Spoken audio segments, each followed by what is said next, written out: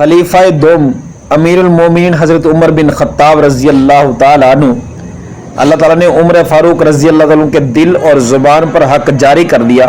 وہ فاروق ہے جس کے ذریعے اللہ تعالیٰ نے حق و باطل کے درمیان فرق کیا۔ وہ عمر فاروق رضی اللہ تعالی عنہ جسے رسول اقدس صلی اللہ علیہ وسلم نے اسلام کی سربلندی کے لیے اللہ تعالیٰ سے مانگ کر لیا۔ وہ عمر فاروق رضی اللہ تعالی عنہ جس کے دائرہ اسلام میں داخل ہونے سے مسلمانوں کے دلوں میں خوشی کی لہر دوڑ گئی اور مشرکین مکہ کے ہر گھر میں صف ماتم بچھ گئی۔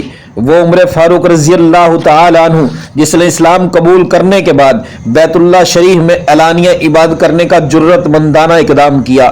وہ عمر فاروق رضی اللہ تعالی عنہ جس نے مدینہ المنورہ کے طرف ہجرت کرتے ہوئے قریش مکہ کی آنکھوں میں آنکھیں ڈال کر کہا، میں آج مکہ چھوڑ کر مدینہ المنورہ جا رہا ہوں۔ جس نے اپنے بچوں کو یتیم اور اپنی بیوی کو رانڈ اور اپنی ماں کو غمزدہ کرنا ہے تو وہ میرا رستہ روک کر اپنے دلوں کے ارمان پورے کر لے۔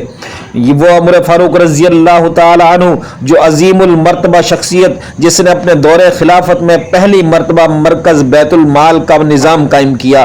وہ امیر المومنین عمر فاروق رضی اللہ تعالی عنہ جس نے ائمۃ الناس کو انصاف مہیا کرنے کے لیے عدالتیں قائم کی اور قاضی مقرر کیے۔ وہ امیر المومنین رضی اللہ تعالی عنہ جس نے روح زمین پر سن ہجری اور تاریخ کا نظام قائم کیا جو آج تک جاری ہے۔ وہ عمر فاروق رضی اللہ تعالی عنہ جس نے لشکر اسلام کو منظم کرنے کے لیے فوجی دفاتر قائم کیے اور فوجیوں کی تنخواہیں مقرر کی۔ وہ عمر فاروق رضی اللہ تعالی عنہ جس نے تاریخ میں پہلی مرتبہ مردم شماری کروائی، اسلامی ریاست کے زیر نگی آنے والی زمین کی پیمائش کروائی اور زرعی پیداوار بڑھانے کے لیے نہریں کھدوائیں۔ وہ عمر فاروق رضی اللہ تعالی عنہ جس نے اپنے دور حکومت میں کوفہ، بصرہ، موصل، ہیرا اور فسطاط جیسے بڑے بڑے شہر آباد کیے۔ وہ عمر فاروق رضی اللہ تعالی عنہ جس نے اسلامی ریاست کے زیر اہتمام آنے والے ملکوں کو صوبوں میں تقسیم کیا۔ وہ عمر فاروق رضی اللہ تعالی عنہ جس نے تاریخ میں پہلی مرتبہ مجرموں پر قابو پانے کے لیے جیل خانے قائم کیے۔ وہ عمر فاروق رضی اللہ تعالی عنہ جس نے عوام الناس کی حفاظت، دیکھ بھال اور داخلی امن قائم کرنے کے لیے پولیس کے محکمے کی بنیاد رکھی۔ وہ عمر فاروق رضی اللہ تعالی عنہ جس نے مکہ معظمہ اور مدینہ المنورہ کے درمیان شاہراہ عام پر مسافروں کی سہولت کے لیے سرائے تعمیر کروائیں۔ وہ عمر فاروق رضی اللہ تعالی عنہ جس نے اپنے دور حکومت میں تمام مساجد کے لیے روشنی کا اہتمام کیا اور تمام ائمہ اور مؤذنین کی تنخواہیں باقاعدہ مقرر کی۔ وہ عمر فاروق رضی اللہ تعالی عنہ جس نے متعددہ شہروں میں مہمان خانے تعمیر کروائے تاکہ مسافروں کو رہائشی سہولت میسر آ سکے۔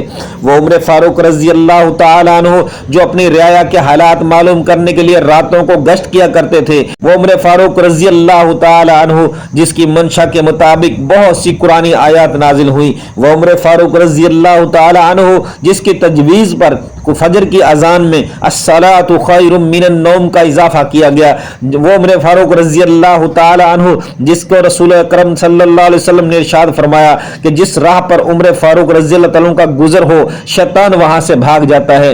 وہ عمر فاروق رضی اللہ تعالی عنہ جس کا شمار عشرہ مبشرہ میں ہوتا ہے جو سب کے سب جنتی ہیں، جس کی زبان مبارک سے 539 احادیث رسول صلی اللہ علیہ وسلم مرمی ہیں۔ وہ عمر فاروق رضی اللہ تعالی عنہ جو رسول اقدس صلی اللہ علیہ وسلم کا خسر اور سیدنا علی مرتضی رضی اللہ تعالی عنہ کے داماد ہونے کا اعزاز حاصل ہے۔ وہ عمر فاروق رضی اللہ تعالی عنہ جس کی عظمت اور سیاسی بصیرت کا غیروں نے بھی اعتراف کرتے ہوئے برملا کہا، اگر روح زمین پر ایک اور عمر آ جاتا تو دنیا سے کفر، ظلم و ستم و انارکی، بے راہ روی کا نام و نشان مٹ جاتا۔ وہ عمر فاروق رضی اللہ تعالی عنہ جو فاروق اعظم کے لقب سے مشہور ہوئے، جن کا نام عمر رضی اللہ عنہ تھا، جو علم النصاب کے ماہر خطاب بن نفیل کے بیٹے تھے۔ وہ عمر فاروق رضی اللہ تعالی عنہ جس کی ہیبت سے کیسر و کسرا کے ایوان لرز اٹھے۔ مومن عمر فاروق رضی اللہ تعالی عنہ کی حیات طیبہ کے اوپر دیکھتے ہیں، ایک نظر ڈالتے ہیں، اپنے ذہن کی تاریکیوں میں روشنی کی کرن نمودار کرنے کی کوشش کرتے ہیں۔ حضرت عمر فاروق رضی اللہ تعالی عنہ واقعہ فیل کے 13 سال بعد حسمہ بنت ہاشم بن مغیرہ مخزومہ کے بطن سے جنم لیا۔ آپ کے والد کا نام خطاب بن نفیل القریشی تھا۔ بچپن میں اپنے والد کا ہاتھ بٹانے کی خاطر بکریاں چرایا کرتے تھے۔ بعض اوقات اپنی خالہ جان کی بکریاں بھی چرانے کے لیے ہمراہ لے جاتے تھے۔ جوان ہوئے तो रेशमी कपड़े की तिजारत का पेशा इख्तियार किया। अक्काज का मशहूर और मारूफ मेला जो मैदान अरफात में हर साल बड़ी धूमधाम से लगा करता था, इसमें बाकायदगी से शरीक होते और इसमें शायरी, पहलवानी, रस्साकशी और फन खताबत के जोहर दिखलाते। मुकाबले में आने वाला उनका सरापा देखते ही मरऊब हो जाता। यह फनो किरात और किताबत से भी वाकिफ थे, जो उस दौर में बहुत बड़ा वसफ तस्वर किया जाता था। कुरैश को उसकी जमा मर्दी और बहादुरी पर बड़ा मान था। ये इससे कोई बहुत बड़ा काम लेना चाहते थे और उसको भी अपनी जवानी और ताकत पर बड़ा घुमंड था। जब ये 26 बरस का गबरू जवान हुआ तो गले में तलवार लटकाई और दिल में यह इरादा किया कि आज एक ऐसा कारनामा सर अंजाम देना है जिसे देखकर कुरैश मुसर्रत और शादमानी से झूम उठेंगे। घर घर घी के चिराग जलने लगेंगे, गली गली शहनाइयां बजने लगेंगी, ढोलक की थाप पर कुरैशी जवान रक्स कना होंगे। जब यह खबर जंगल में आग की दरोबाम में फैलेगी तो आज उमर की तलवार ने नई शरीयत के बानी, नबूवत का दावा करने वाले हाशमी खानदान के चश्मो शराग, तौहीद का अलम बरदार, तौहीद को बुलंद करने वाले, तमाम बुतों को यकसर नफी करने वाले अब्दुल मतलब के पोते, अबू तालिब के भतीजे और अब्दुल्ला के लख्ते जिगर हजरत मोहम्मद सल्लल्लाहु अलैहि वसल्लम का सर कलम कर दिया है। नाउज़ुबिल्लाह। तो आह वाह वाह, क्या मेरी शान होगी, कौम में मेरी क्या कदर व मंजिलत होगी, किस तरह मुझे खराजे अकीदत पेश किया जाएगा। इन ख्यालात में मगन गुनगुनाते हुए फख्र व तकब्बुर से कंधे मटकाते हुए बाजार में निकला तो अल्लाह की तरफ से करना क्या हुआ, सामने से नईम बिन अब्दुल्ला आ रहे हैं। उन्होंने पूछा, उमर खैर तो है? यहाँ सोचने की बात है, इंसान सोच कर क्या निकलता है, प्लानिंग क्या होती है, मंसूबे क्या बनाता है, क्या क्या ख्यालात इंसान के जहन में होते हैं, लेकिन आगे वाले लम्हात क्या आने वाले हैं, कैसा होने वाला है, क्या कुछ तब्दील होने वाला है, किसी को कोई खबर नहीं होती। उमर फारूक रज़ी अल्लाह तआला अन्हु घर से निकले कि आज नबी करीम सल्लल्लाहु अलैहि वसल्लम का सर तन से जुदा कर देना, नाउज़ुबिल्लाह। बड़ा दिल के अंदर अरमान थे, मगन थे, सोचों में मगन था कि आज पता नहीं क्या हो जाएगा, कुरैश के लोग मेरे बारे में ये करेंगे, ये होगा, वो होगा। लेकिन अल्लाह की तरफ से करना क्या हुआ कि सामने से नईम बिन अब्दुल्ला आ रहे हैं और वो पूछते हैं, उमर खैर तो है, क्या इरादे हैं, कहाँ जा रहे हो? उमर रज़ी अल्लाह तआला ने गरजदार आवाज में कहा, नईम क्या पूछते हो? आज मैं उसका सर कलम करने जा रहा हूं जिसने कुरैश के घर घर में तफरका पैदा कर दिया है। दिन ब दिन हमारे घरों में इज़्तिराब, बेचैनी और बदमज़गी बढ़ती जा रही है। भाई भाई से जुदा होता जा रहा है, औलाद वालिदैन से बरगश्ता होती जा रही हैं। नईम बिन अब्दुल्ला ने कहा, उमर रज़ी अल्लाह तआला अन्हु को ये कोई अच्छी सोच नहीं है, अच्छा तर्ज अमल नहीं है।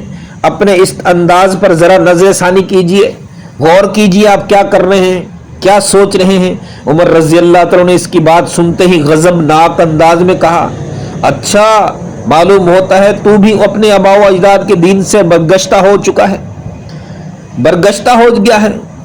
अगर ये बात है तो पहले अपनी तलवार से तेरी गर्दन की मुलाकात करवाता हूं। नईम रज़ी अल्लाह तआला ने कहा, उमर मुझ पर हाथ उठाने से पहले जरा अपने घर की खबर लो। उमर ने कहा, क्यों, मेरे घर को क्या हुआ? नईम ने कहा, तेरी बहन फातिमा और बहन वही सईद बिन जैद दोनों इस दायरा इस्लाम में दाखिल हो चुके हैं। दोनों ने हजरत मोहम्मद सल्लल्लाहु अलैहि वसल्लम का दामन पकड़ लिया है। ये बात सुनकर उमर फारूक रज़ी अल्लाह तआला अन्हु सख्ते में आ गया। कहने लगा, मेरी बहन फातिमा रज़ी अल्लाह तआला अन्हा और मेरे बहन वही सईद बिन जैद रज़ी अल्लाह तआला अन्हु, उन्होंने इस्लाम कबूल कर लिया है। नहीं नहीं, ये भला कैसे हो सकता है? नईम बिन अब्दुल्ला ने कहा, उमर ये हो चुका है। उमर ने कहा, अच्छा पहले इनसे निपटता हूं, फिर अगला कदम उठाऊंगा।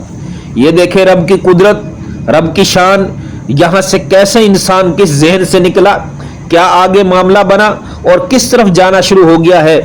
आगे गजब अलूदा आंख निगाहें, बेचैन तबीयत, मुस्तरब दिल, तेज तेज कदम उठाता हुआ अपनी बहन फातिमा रज़ी अल्लाह तआला के घर पहुंचा। दरवाजे पर जोर से दस्तक दी, गुस्से में था ना, जोर से दस्तक दी। अंदर से आवाज आई, कौन? बड़े जोर से कड़क कड़क कर बोला, उमर दरवाजा खोलो। उस वक्त बहन और बहनवई के अलावा हजरत खब्बाब बिन अर्त रज़ी अल्लाह तआला भी मौजूद थे। इन दोनों मियाँ बीवी को कुरान हकीम की तालीम देने के लिए तशरीफ लाए हुए थे। उमर का नाम सुनते ही वो डरते हुए एक कोने में छुप गए कि आज उमर के अतवार अच्छे मालूम नहीं होते। जैसे उनकी आवाज़ आ रही है, जैसे उनका दरवाजे पर दस्तक देना है, अल्लाह अकबर, बड़े गुस्से में है। वो डर की वजह से छुप गए। खब्बाब बिन अर्त, बहन ने दरवाज़ा खोला। सईद बिन जैद ने खुश आमदेद कहा। उमर फारूक रजी अल्लाह तआला ने दोनों को झंझोड़ते हुए कहा, अबे तुम दोनों घर के अंदर क्या पढ़ रहे थे? क्या मिन मिन की आवाज़ पैदा हो रही थी? क्या मिन मिन कर रहे थे? मुझे तुम्हारी मिनमिनाहट की आवाज़ बाहर सुनाई दे रही थी। जल्दी बताओ ये सब कुछ क्या है? मैं ये क्या देख रहा हूँ? हजरत सईद बिन जैद रजी अल्लाह तआला ने हिचकिचाते हुए कहा, अगर हक बात तेरे दीन के अलावा किसी और जगह से मिले तो उसे अपनाने में क्या मुज़ायका है? यहाँ ये बात बड़ी ज़बरदस्त है। अगर हक बात इंसान को किसी भी जगह से मिले और उसको अपनाने में क्या मुज़ायका है? ये इंसान की सोच है, इंसान का दिल है। आया कि वो दिल उस हक बात को, जिसको वो समझता है कि फलां हक बात है, फलां बयान करने वाले हक बात बयान करते हैं, क्या वो उसको अपनाने के लिए तैयार होता है? इंसान जिद्दी है, अपनी जिद पर अड़ा रहता है, अपने आबाओ अजदाद के दीन में अड़ा रहता है, लेकिन आगे नहीं चलता, सोचता नहीं है, गौर नहीं करता। अभी ये सईद बिन जैद रज़ी अल्लाह ने अपनी बात पूरी नहीं की थी कि उमर ने गरजदार आवाज में धारते हुए कहा, मैंने सुना है तुमने अपने आबाओ अजदाद का दीन छोड़ दिया है। और साथ ही उसे पकड़कर नीचे गिरा दिया और खुद उसके सीने पर बैठकर उसे मसलने लगे। बहन ने जब अपने खामद की यह दुर्गत बनती देखी तो कुव्वत ईमानी से आगे बढ़ी ताकि उसे अपने जाबर भाई के चंगल से बचा सके। अभी वो कदरे करीबी हुई थी कि उमर ने उसके मुंह पर एक ऐसा जन्नाटेदार थप्पड़ रसीद किया, ऐसे जोरदार तमाचा मारा जिससे वो चकरा कर गिर गई और चेहरे से खून बहने लगा। थप्पड़ खाकर दब जाने की बजाय, डर जाने की बजाय पूरी कुव्वत जुर्रत ईमानी का मुजाहरा करते हुए वलवला अंगेज अंदाज में बोली, अरे अल्लाह के दुश्मन, तू मुझे इसलिए मारता है कि मैं एक अल्लाह पर ईमान ले आई हूं? अगर ये बात है तो तू जितना तेरा जी चाहता है मुझे मार, मैंने ये इकरार किया और मरते दम तक इसी पर साबित कदम रहूंगी। सुन, ये इकरार बरमला करती हूँ, डंके की चोट पर करती हूँ। अशहदु अल्ला इलाहा इल्लल्लाह व अशहदु अन्न मुहम्मदन अब्दुहु व रसूल।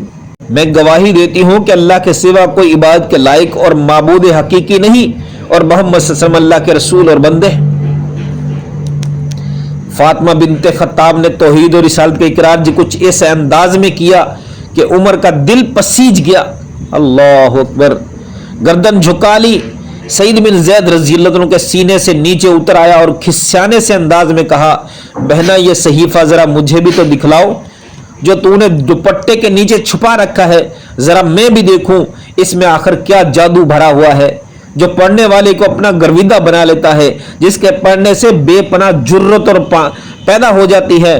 पहले तो तू मेरे सामने बोलने की सकत नहीं रखती थी, तेरी हिम्मत नहीं होती थी मेरे सामने बोले, लेकिन आज तू तुर्की बतुर्की जवाब दे रही है। लो बहना दिखाओ। बहन ने कहा, हरगिज नहीं, ये पाक किताब है, इसे पाक लोगों ही के हाथ लगा सकते हैं, इसे पाक लोग ही छू सकते हैं। पहले जाकर गुस्ल करो फिर मेरे पास आना। उमर ने बहन की बात सुनकर अपना सर झुकाया और उसके हुक्म की तामील करते हुए जाकर गुस्ल किया। वापस आया तो सर के बाल और दाढ़ी से पानी के कतरे टपक रहे थे। बहन ने कुरान हकीम के उसके हाथ में थमा दिया और पढ़ना शुरू किया। तो मा अनज़लना अलैकल कुरान लितश्का अल्ला तज़किरतन लिमन यख्शा। अल्लाह अकबर। त्वाहा, हमने ये कुरान तुम पर इसलिए नाज़िल नहीं किया कि तुम मुसीबत में पड़ जाओ। ये तो एक याद दहानी है हर उस शख्स के लिए जो डरे। नाजिल किया गया है उस जात की तरफ से जिसने पैदा किया है जमीन को और बुलंद आसमान को। वो रहमान अर्श पर मुस्तवी है और मालिक है इन सब चीज़ों का जो आसमानों और ज़मीन में है और जो ज़मीन और आसमान के दरमियान है और जो मट्टी के नीचे है। तुम चाहे अपनी बात पुकार कर कहो, वो तो चुपके से कही हुई बात बल्कि उससे मख्फी तर भी जो जानता है वो अल्लाह है, उसके सिवा कोई माबूद हकीकी नहीं, उसके लिए बेहतरीन नाम है और तुम्हें कोई کچھ موسیٰ کی خبر بھی پہنچی ہے جب اس نے ایک آگ دیکھی اور اپنے گھر والوں سے کہا کہ ذرا ٹھہرو، میں نے ایک آگ دیکھی ہے، شاید کہ تمہارے لیے ایک آدھا انگارہ لے آؤں یا اس میں سے یا اس آگ پر مجھے کوئی رہنمائی مل جائے۔ وہاں پہنچا تو پکارا، اے موسیٰ میں تیرا رب ہوں، جوتیاں اتار دے، تو وادی مقدس طوحا میں ہے اور میں نے تجھ کو چن لیا ہے۔ سن، جو کچھ وہی کیا جاتا ہے میں ہی اللہ ہوں، میرے سوا کوئی معبود حقیقی نہیں، بس تو میری بندگی اور میری یاد کے لیے نماز قائم کر۔ قیامت گھڑی ضرور آنے والی ہے، میں اس کا وقت مخفی رکھنا چاہتا ہوں تاکہ نفس اپنی سعی، اپنی کوشش کے مطابق بدلہ پائے۔ بس کوئی ایسا شخص جو اس پر ایمان نہیں لاتا اور اپنی خواہش نفس کا بندہ بن گیا ہو تو تجھ کو اس گھڑی کی فکر سے نہ روک دے، ورنہ تو ہلاکت میں پڑ جائے گا۔ سورۃ طٰہٰ آیت نمبر 1 سے لے کر 16 نمبر۔ یہ قرآن آیات پڑھتے ہی عمر بن خطاب کے دل میں انقلاب پیدا ہو گیا۔